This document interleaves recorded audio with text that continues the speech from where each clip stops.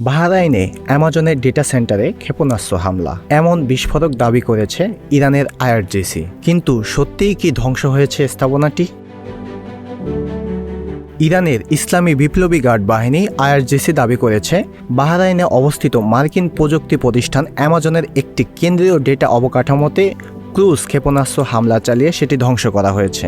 আইআরজিসির ভাষ্য, নাসর-2 অভিযানের অংশ হিসাবে এই হামলা চালানো হয়েছে। তাদের দাবি, এটি ছিল ইরানের একটি বেসামরিক স্থাপনায় সম্প্রতি মার্কিন হামলার জবাব। শুধু বাহরাইন নয়, আইআরজিসির আরও দাবি, কুয়েতে মার্কিন বাহিনীর একটি দূরপাল্লার রাডার সাইট, যোগাযোগ কেন্দ্র, স্যাটেলাইটের নিয়ন্ত্রণ ব্যবস্থা, ক্ষেপণাস্ত্র প্রতিরক্ষা রাডার এবং আলী আল সালেম বিমান ঘাঁটিতে হামলা চালানো হয়েছে।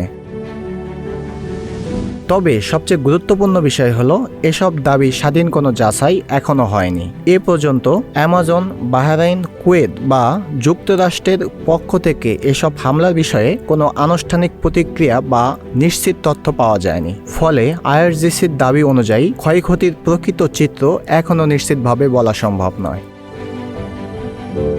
জাহিদুল ইসলাম, নিউজ /71।